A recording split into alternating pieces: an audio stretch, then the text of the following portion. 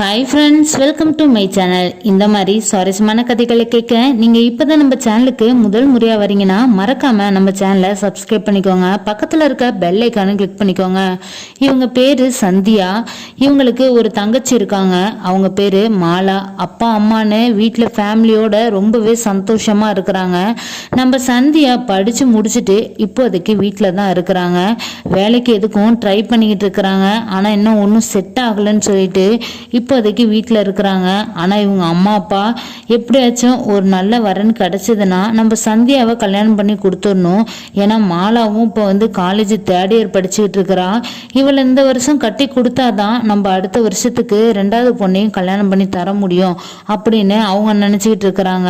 நம்ம சந்தியாவுக்கும் ஒரு நல்ல அலன்ஸ் வருது. அதையும் பார்த்து எப்படியாச்சும் இது நல்ல முறையில் முடிஞ்சிடணும் அப்படின்னு சொல்லிட்டு அவங்க அம்மா அப்பா அவங்கள பொண்ணு பார்க்க வர சொல்கிறாங்க. இங்கேயும் நம்ம சந்தியாவை பொண்ணு பார்க்க வரவர் பேர் கேசவன். அவர் பார்த்தீங்கன்னா இப்போதைக்கு மெட்ராஸில் ஒரு ஜாப்ல இருந்துட்டு இருக்கிறாரு. இப்போதைக்கு பார்த்தீங்கன்னா அவங்க எல்லா விவரத்தையும் சொல்லிடுறாங்க. ஏன்னா கல்யாணம் ஆன பிறகு நான் என்னுடைய மனைவியை அங்கேயே கூட்டிட்டு போயிடுவேன். நம்ம கேசவனுக்கு பார்த்தீங்கன்னா ஒரு அக்கா இருக்கிறாங்க. அவங்களுக்கு கல்யாணம் ஆகி 2 பிள்ளைகள் இருக்கிறாங்க. மற்றபடி இவங்களுடைய அப்பா அம்மா மட்டும் இருக்கிறாங்க. அவங்களையும் நல்லா பார்த்துக்கணும். மற்றபடி பார்த்தீங்கன்னா கல்யாணம் முடிஞ்ச கையோடையே தன்னுடைய மனைவியை நான் அங்கேயே மெட்ராஸுக்கே கூட்டு போயிடுவேன்னு சொல்லிடுவாங்க. பொண்ணை ரொம்பவே நல்ல முறையில் பிடிச்சிருக்குன்ட்டாங்க. அதுக்கப்புறம் இவங்களும் ஒரு நல்லா பார்த்து நிச்சயதார்த்தம் பண்ணிக்கலாம் அப்படின்னு சொல்கிறாங்க. இப்போ என்ன இதில் நிச்சயதார்த்தம், இப்போயே நம்ம தட்டு தாம்பளத்தை மாற்றிக்கலாம் அப்படின்னு சொல்லிட்டு தட்டு தாம்பளத்தை மாற்றிக்கிட்டு மாலையை 2 பேரும் மாற்றி போட்டுக்கிறாங்க. மாற்றி போட்டுட்டு கையில் போட்டிருந்த ரிங்கையும் மாற்றி போட்டுக்கிறாங்க. இப்போதைக்கு பார்த்தீங்கன்னா அவங்கள பொறுத்த வரைக்கும் நிச்சயதார்த்தம் முடிஞ்சிருச்சு. பொண்ணு வீடு மாப்பிள்ளை வீடு எல்லாமே பார்த்து முடிச்சிடுறாங்க.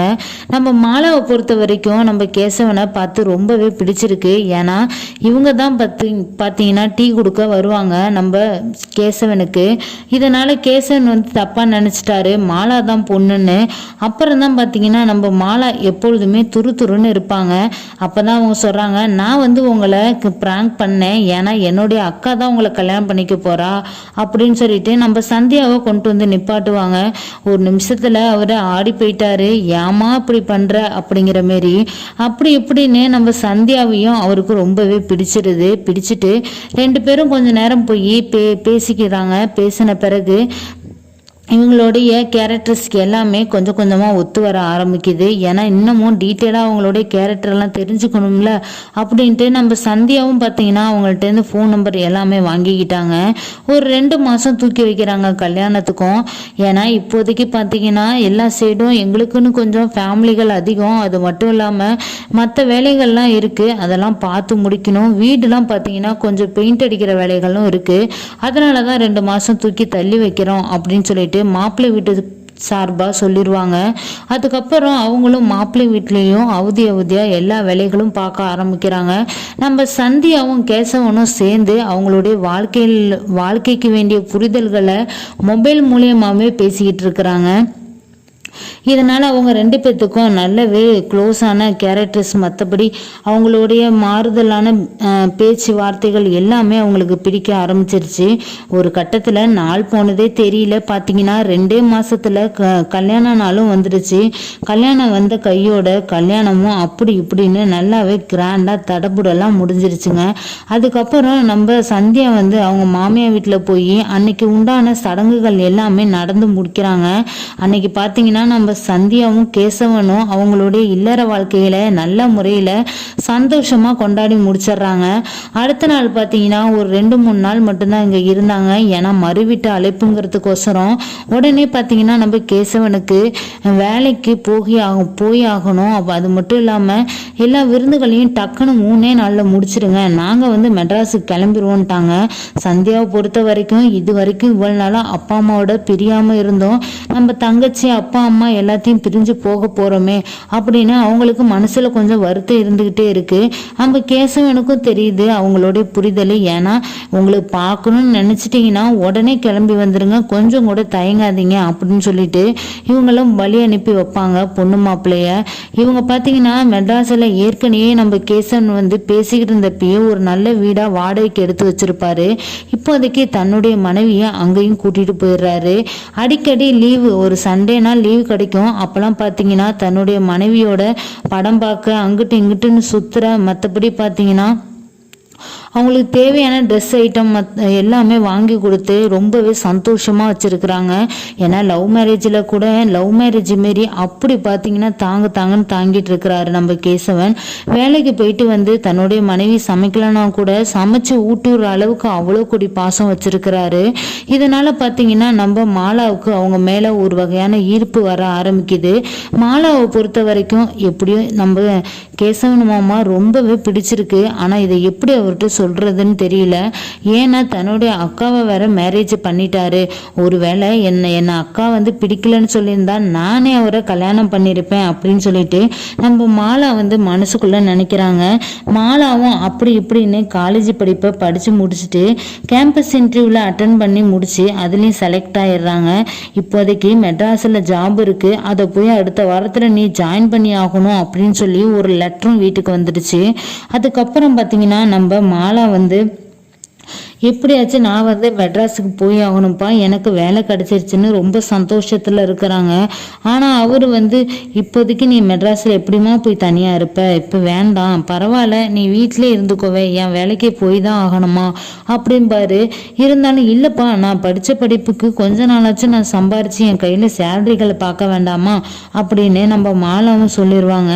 அதுக்கப்புறம் நம்ம மாலாவோட ஒரே பிளான் வந்து தன்னுடைய அக்கா வீட்டில் போய் தங்கணும் அப்படிங்கிறதுக்கோசரம் தான் தன்னுடைய மாமாவை கரெக்ட் பண்ணணும். மற்றபடி அவங்க வேலைக்கு போகிற மாரிலாம் அவங்க மனசில் ஐடியா இல்லை.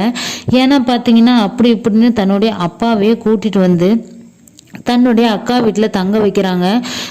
தங்க வச்சு அவரும் தன்னுடைய பொண்ணை மாலாவை வந்து தன்னுடைய சந்தியா வீட்டில் விட்டுட்டு அவரும் கிளம்பலான்னு கிளம்புறப்ப தான் இவங்க பார்த்தீங்கன்னா நம்ம கேசவன் ஆஃபீஸ்லேருந்து வந்துடுவார். வந்த பிறகு மாமா வாங்க உட்காருங்க, உங்களுக்கு இன்னும் ஒரு அரை மணி நேரத்தில் உங்களுக்கு எல்லா வகையான சமையலும் நான் செஞ்சு தரேன்னு சொல்லிட்டு போய் மார்க்கெட்டில் போய் எல்லா வகையான நான்வெஜ்ஜு எல்லாமே எடுத்துகிட்டு வந்து சமைக்கிறாங்க. சமைச்சு முடிச்சுட்டு அன்னைக்கு நைட்டு இவங்களுக்கும் பார்த்தீங்கன்னா ட்ரீட்டு. ரெண்டு பேருமே சரக்கு அடிச்சுக்கிட்டு நல்லா பேசி சிரிச்சுக்கிட்டு ஜாலியாக இருந்துட்டாங்க. அடுத்த நாள் தன்னுடைய மாமனாரை ஊருக்கு அனுப்பி வச்சுட்டாரு. அவர் வழக்கம் போல் வேலைக்கும் கிளம்பி போயிட்டாரு.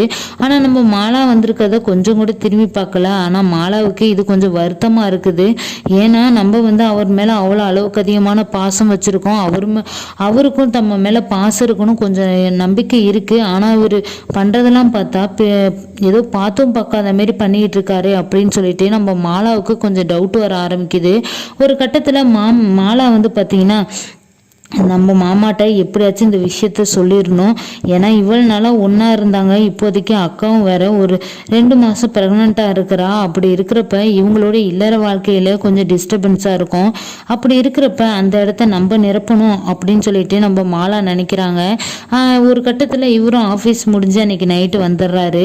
எப்பொழுதும் வழக்கம் போல் ஜாலியாக அவங்களுடைய வாழ்க்கையை என்ஜாய் பண்ணி தனிமையில் இருந்திருக்காங்க. அப்படி இருக்கிறப்ப நம்ம சந்தியா வந்து பார்த்தீங்கன்னா நான் வந்து ப்ரெக்னெண்ட்டாக இருக்கேங்க, குழந்தைக்கு ஏதாச்சும் ஆபத்தாயிரும், கொஞ்ச நாளைக்கு மட்டும் வேண்டாம் அப்படின்னு சொல்லியிருப்பாங்க.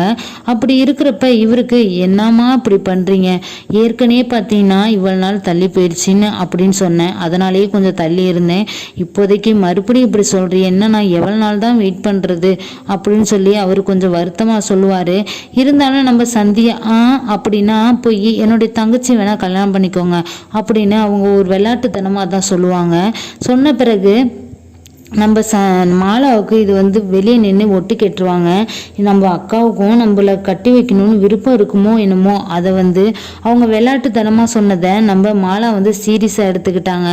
ஒரு கட்டத்தில் இவரும் கேசவனும் பார்த்தீங்கன்னா தன்னுடைய ரூமுக்கு போய் படுத்து தூங்கலான்னு கிளம்பி போயிட்டாரு. இருந்தாலும் அவர் மனசுக்குள்ளார இவ்வளோ நாளாக ஜாலியாக இருந்தோம், இப்போ வேற ஒரு மாதிரியாக இருக்குது, அப்படி இருக்கிறப்ப எப்படி அப்படின்னு சொல்லிட்டு கொஞ்சம் கண்ட்ரோல் பண்ணிக்கிட்டு தான் உக்காந்துட்டு இருக்கிறாரு. அப்படி இருக்கிறப்ப நம்ம மாலா வந்து மாமா ஏதாச்சும் உங்களுக்கு தேவையா அப்படின்னு சொல்லி கேட்குறாங்க. இல்லை ஒன்றும் இல்லை அப்படின்றாங்க. இருந்தாலும் பரவாயில்ல சொல்லுங்கள், நான் வந்து உங்களுக்கு ஹெல்ப் பண்ணுறேன் அப்படிம்பாங்க. எனக்கு ஒரு டீ வந்து போட்டு கொடு, மற்றபடி அங்கே சந்தியாவுக்கு ஒரு கப் பாலை ஆற்றி கொடுத்துரு அப்படின்னு சொல்லுவாங்க. இவங்களும் பார்த்தீங்கன்னா அவங்களுக்கு பால்லாம் கொடுத்துட்டு நம்ம மாமாவுக்கு ஸ்பெஷலாக காஃபி போட்டு எடுத்துகிட்டு போகிறாங்க. எடுத்துகிட்டு போய் இந்தாங்க மாமா காஃபி அப்படின்னு சொல்லி கொடுப்பாங்க. என்ன மாலா, நான் வந்து உன்கிட்ட டீ தானே கேட்டேன், நீ என்னன்னா காஃபியை எடுத்துகிட்டு வந்திருக்கே அப்படின்னு சொல்லுவாங்க. இல்லை என் காதில் வந்து காஃபின்னு காதில் விழுந்துச்சு, அதனால தான் போட்டு எடுத்துகிட்டு வந்தேன் அப்படிம்பாங்க.